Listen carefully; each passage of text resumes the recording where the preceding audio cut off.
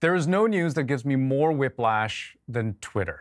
So it seems, like every day, there's a new change, a new promise from the new head of Twitter, Elon Musk, who, of course, as we know, took the company private and is now the man in charge. Let's go through, if we can, some of the big changes that have happened recently. So just this week, he threw out the COVID-19 misinformation policy, which had been a way of separating out misleading or even demonstrably false tweets. Throwing those doors wide open, part of Musk's emphasis on freedom of speech. There was also the blue checkmark fiasco to raise money, allowing people to simply pay money for verified status. There were the mass layoffs at the company. And a big reversal, the reinstatement of accounts that had been previously suspended. So, among those names, Donald Trump, Kanye West, Ye, Jordan Peterson, among others. And if you follow Musk's account specifically, it's all over the map. Just this weekend, he went from posting a Simpsons joke to posting slides from a company presentation to a shot of two guns on his bedside table. And, everything I've mentioned so far is just layered on top of a platform that already had a reputation for kind of being dark and often hostile, certainly more than other social platforms that I'm on. But Twitter was not always like this. Elon Musk, for that matter, was not always like this, at least on Twitter. Now, here's Exhibit A from a simpler time. I mean, that's adorable, right? He went to IHOP instead. Or how's this for uplifting? Just be yourself, even if you're just a boring old oatmeal raisin cookie. Now, I'm not judging. This is exactly the kind of silly stuff that I posted too, because, how else am I going to find sweet potato poutine? And there was this, genuinely, at some point in my life, I thought Twitter was mostly just about people solving my problems for me. But the last few weeks have been an absolute roller coaster ride, especially for the people working at Twitter, who we saw can't help but laugh at what was about to happen to them. They tweeted a countdown to the very second where they and thousands of others would lose their jobs. Everybody here, we're all about to get fired from Twitter. What's the thing? I've been here 9 years and 9 months now. Same with you. Right. How long were you here? 4 years. 4 years? 2 months. 9 years and a month. Oh, well, you're not moving? No, he was after. Wait. Cheers. Oh, 10 seconds. 10, 9, 8, 7, 6, 5, 4, 3, 2, 1, 0. Happy New Year! Yay! Pretty surreal reaction to surreal times, I'm sure. I mean, who can blame him? It has been a wild month since Musk's acquisition of Twitter. And that was after a whole back and forth of will he or won't he buy it. But since the purchase on October 27th, Elon Musk officially buying Twitter for $44 billion and taking the company private. A week later, Musk announces that people can simply pay for that coveted verified blue check mark. 48 hours after that, those massive layoffs begin. And then 2 weeks ago, Donald Trump is unbanned after a clearly unscientific user poll. All things that we're going to sift through. Because if you've been wondering, what the heck is going on with Twitter? Is it doing better than ever, as Musk himself says, or is it dying a spectacular death, 280 characters at a time? You may notice two things. One, we have Josh O'Kane joining us right now. You're a tech reporter with the Globe and Mail. Thanks for being here. Happy to be here. And we also have this lovely Jenga tower in front of us. Now, the first thing you might think is, well, two things you might think. One, why do they have a Jenga tower? And two, doesn't that look smaller than a normal Jenga tower? The answer to the second question is yes. This is not tournament legal. I think there are 40 blocks in here. Okay. But that's whatever. We'll deal with that. But the reason we have a Jenga tower here is because, as we were thinking about how to go about explaining this whole Twitter saga to you in a way that is linear and that makes sense in kind of a nice, concise, coherent way, we realized that's really difficult to do, given the inherent chaos involved. So we decided, you know what, we're going to try something a little different. And through this metaphor of what will be an increasingly precarious tower, we will try to tell the story of Twitter. All right, let's do it. Are you ready? As ready as I can be. Okay. Just so you know, on each of these blocks is a name. And it could be a person's name, it could be a brand name, but someone that is involved with the Twitter saga. And we'll kind of walk through as we go. Well, you go first. Guess Okay. first. All right. Let's see. Let's see how your Jenga skills are. All right. Popping one out from the bottom. All right. Good luck to start. All right. IPG. IPG. So, I mean, that's an advertising firm. I believe so. And why would advertisers be in a state of flux right now with Twitter? Twitter depends on advertisers to basically get the revenue to keep the lights on, except for right now because of the new way that Elon Musk is operating. The upheaval at Twitter. There's a lot of upheaval.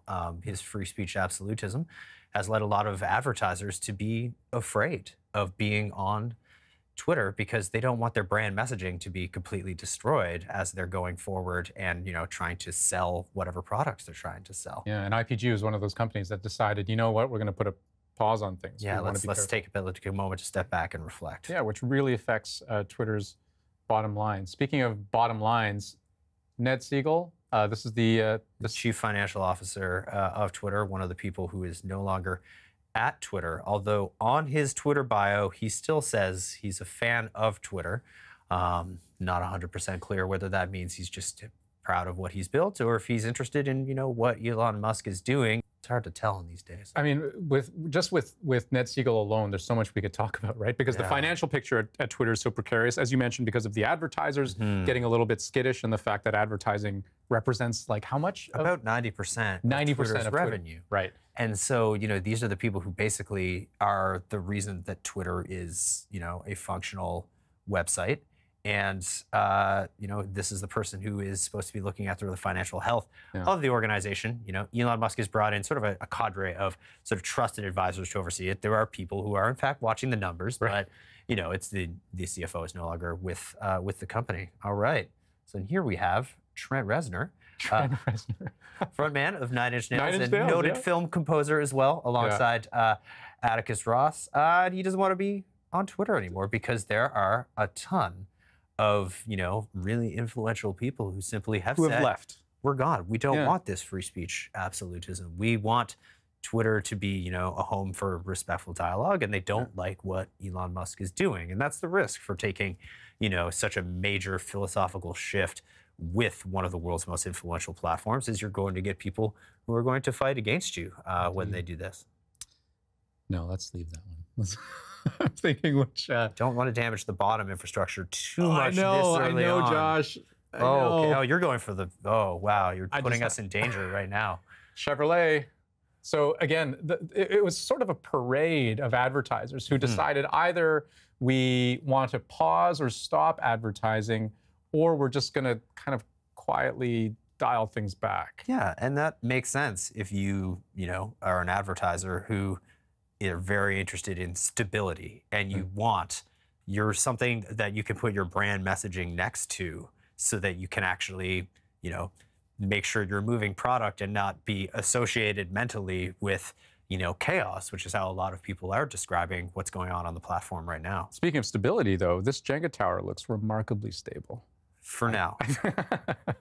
All right. And so now we've got Andrew Tate, who I believe is one of the individuals whose account has been restored. Reinstated, after, that's right. Some rather sketchy and perhaps hateful comments about women on the platform. So, I mean, Andrew Tate, a pretty successful kickboxer I believe, once upon a time, but was suspended or banned from Twitter. But the idea of reinstating accounts that have been banned. I mean, that almost feels like that has been one of the last straws for a lot of people who've decided, no, you know what? I don't want to be on Twitter anymore because all of these people who were banned in the past for doing, egregiously wrong things, saying bad things, they're back. And, as a result, we've got people who have, espoused pretty controversial and in a lot of ways genuinely hateful views who are now reappearing on the platform, which has left a lot of individuals who are, marginalized positions to say, well, we're not going to be here anymore. I've got a good one.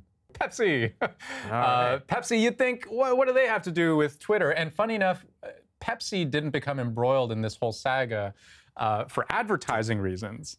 They were impersonated on Twitter. Yes, as among all of the chaos, because Elon Musk has allowed for the verification process to be something to be bought, as opposed to be authentically verified by that blue check mark. The blue check mark, exactly. So for $8 a month, and you want to just put a username that perhaps replaces, I don't know, the I in Pepsi with a 1 or an L.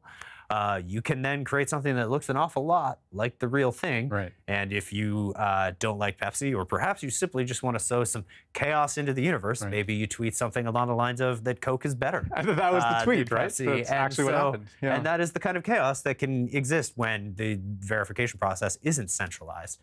And I think set off a lot of alarms of, well, what happens if there's a major public safety issue and someone is impersonating a real genuine authentic account. This goes beyond just the idea of spending money. This goes very much into the fabric of society of like, what can you trust to be real? And if a blue check used to confer authenticity, but now it no longer does, then what is the point of it in the first place? And how can you trust what is real when it's being presented to you on a platform like this?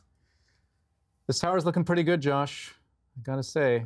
Oh, as it I could see the shaking though. All right. Okay, the middle tile. Middle tile. All right. So we've got Parag Agrawal, who until very recently was the CEO of Twitter. He took over from the founding CEO, Jack Dorsey, about a year ago. And Jack himself brought in Parag Agrawal, who was a really beloved engineer at the company. And for a time, correct me if I'm wrong, he actually seemed pretty enthusiastic that Elon Musk was interested in acquiring the company. And so, because there are a lot of opportunities that could come when someone who's coming to, in shaking up the very financial backbone of a company and the philosophical backbone of a company. But Elon Musk, when someone takes over a shop like that, they will often want to clean house and bring in people who are very much sometimes philosophically aligned and sometimes very much someone from their own very small professional network. Elon has said he is interested in someone else running Twitter. And speaking of sort of high-profile names that were part of the pre-Elon Musk Twitter, we have Robin Wheeler, who is head of ad sales. Ad sales, right? Yes. And advertising is one of those pain points that we've seen at Twitter. And her departure, I mean, that sends quite the signal. It's quite the shockwave. Right? It does send a signal because you are looking at, 90% of the company's revenue.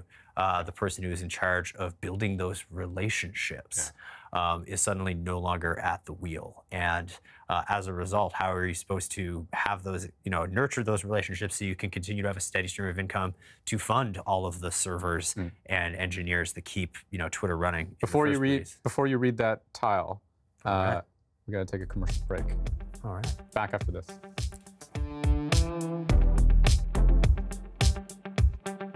All right. So the last tile I pulled before our commercial break was Gigi Hadid, one of the high-profile celebrities who has left Twitter. Yeah, model, television star. But and her issue was about human rights. I mean, she's been involved in a number of causes, sort of worked with the UN on a number of things, and I guess with she had posted about Twitter's human rights team being cut, and so she said, "Time to leave." Oh boy, Jack Dorsey. All right. One of the founding executives of Twitter, and about a year ago, wound up leaving, handing the reins to Parag Agrawal, and basically, has had interesting role sort of throughout this whole saga. And in fact, he actually rolled over his shares when the company went private, and basically sort of gave Elon a little bit more financial stability. So he is interested in what Elon Musk is going to be doing. Still an active shareholder in the company, and we're not 100% sure where things are going to go next with him. Well, interesting to see the evolution of Dorsey's legacy. Are you okay there? You're gonna be able to get that one out. Trying. Okay. All right. What do we got here? General Motors. Here we have another advertiser who is one of the many, right? Yeah. How high on the? Can I go for one of these easy ones? Whoa. Okay.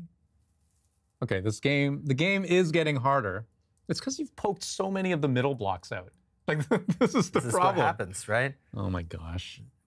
Is this a metaphor for when you lay off 50% of your employees? Okay. I got one. Don't worry. How stable it is? Chipotle. Oh. They no longer find the platform delicious. I suppose so. Yeah, I mean, the intersection of big brand names, Because some of them have suspended advertising, some of them have been impersonated in the wake of the blue checkmark fiasco. Not so much of a stable place these days. What do you have? Yeah, BlackRock. Again, we've got another brand that is not particularly interested in being affiliated. There might be quite a few of those, by the way, in this tower. Okay, that's doable. Oh, wait, IPG. We've pulled this one before. Okay, that doesn't count. I have to go deeper into the tower here. It feels like there's not as much left anymore. Ted Cruz. Yeah, he was one of the highest profile people who were very excited for Donald Trump's reinstatement. Right.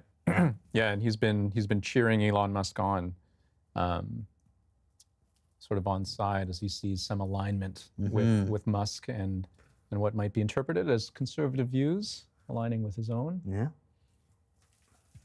Playbill, which I believe is the organization that basically does this. Broadway, yeah. They basically put out a statement saying, we are not interested in being part of this environment. Yeah, so one of those organizations that, and this is not to do necessarily with advertising, but is that how you're going to put it on top of the tower? It's okay, fine. Here, I'll put it in the middle. Okay. Some structural stability for you. I just want to make sure that this game goes on longer than the next. Okay, there's really less. Oh, is this too dangerous? Oh. I think I can do it. You're setting me up for failure for the next move, but that's fine. Okay, here we go. Sam Harris, neuroscientist, author, podcaster, someone who has, so among those many people who, were among the Twitter's celebrity crowd who've decided to leave the platform. No. Yes, and then we've got here Jordan Peterson, the former University of Toronto professor who was let go from the platform for the hateful conduct reasoning for comments made about the actor Elliot Page, and was one of the first people to be reinstated by Elon Musk. How big of a threat do you think the reinstatement of these really polarizing figures poses to the platform and its sort of viability as a whole? Is this something that people are actually looking at besides the celebrities that we've mentioned? I mean, if I were, I would argue that members of the trans community have been very, very vehement about Dr. Peterson's comments about Elliot Page and otherwise, and feel vulnerable and worry about their own safety when this kind of speech is allowed to be, said in an unfettered way. Well, and you talk about hateful speech. So David Duke, former Grand Wizard of the KKK, also had his account banned many moons ago and subsequently reinstated under Elon Musk's sort of absolutist position about freedom of speech. Oh, you are almost done here. Oh, okay. We're keeping the game going. This is not bad. All right, we've got LeBron James also speaking out against Elon Musk policy. Well, speaking out against the proliferation of hate speech, but also he was impersonated in that round of the blue checkmark fiasco where people were just paying $8 and you could make an account. Pretty convincing. Everyone does want to be LeBron. That does make sense. But then people who are actually just straight up just paying $8 to try to straight up impersonate him. Yeah.